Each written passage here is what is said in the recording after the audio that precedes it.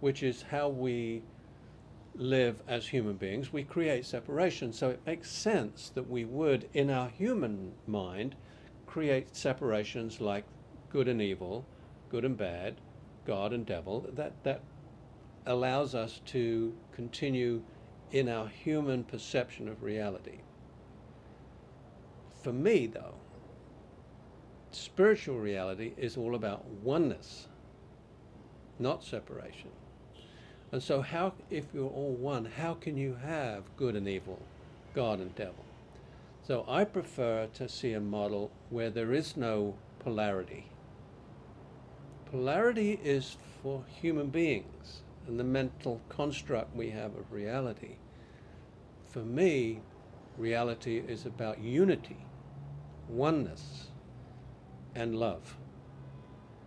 If that's how it is, then you can't have a devil and you can't have a God. But it's a useful construct in our own minds to help us wrestle with duality. And in our wrestling with duality, we come to oneness. And good and evil disappear. God and devil disappear because there's no necessity for them to be separate. Why not have both and? The devil and God. But the devil's just a mirror image of our own doubt about love, or it's a mirror image of our own fears and our own greed, if you like, our shadow. We could say that the devil is a reflection of our shadow, which is not real anyway. So when we come to oneness, then all that disappears. And only love will prevail at that point. There is nothing else but love. So for me, it's all about unity. And how we create polarity is by talking about these different forms of good and evil and so on and so forth, that really are helpful at the human level, but they're not the real thing. Most of people, they really want to get this box of beliefs, for that they study different doctrines, so on, and finally they feel like protected if they feel certain position about the reality. So this way to live in the mystery is really interesting. So could you tell some words, how is it to live in a mystery when you don't create some certain positions about how reality is constructed, one, and second, which advantages it would give to the person who possibly could choose this way of living? It maybe which disadvantages of this way of living you could mention? A story might be nice in this time. To tell a story. To listen to the story.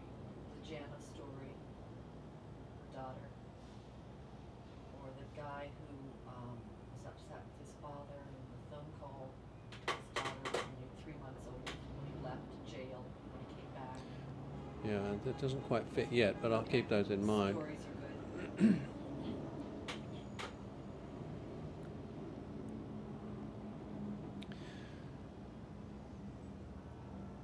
For me, living in the mystery is the most exciting way to live.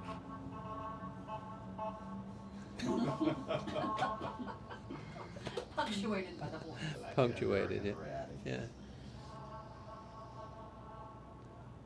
I hope that's not going to go on.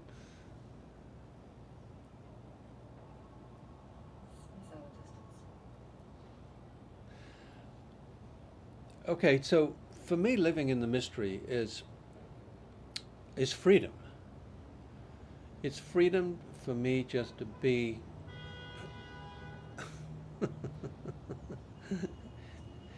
it's freedom for me just to be who I am and to experience life as it comes instead of fighting it. So it's, I guess in a way, it's like being willing to go with the flow of the river instead of trying to swim against it.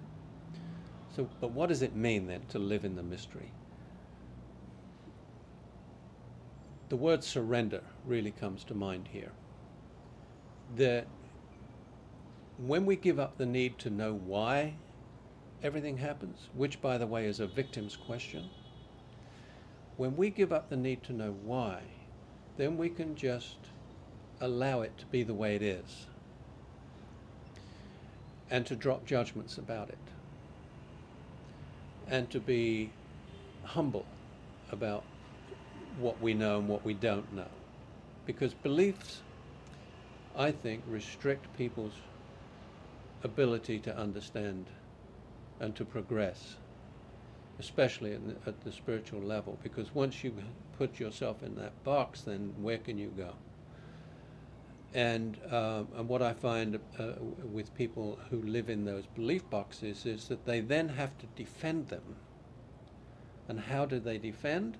By attacking. And so that brings conflict.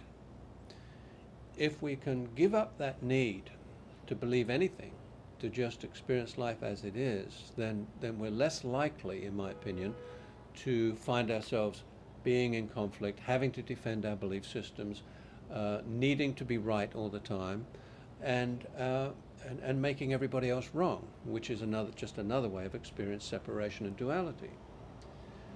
So surrendering means accepting life as it is, as far as possible.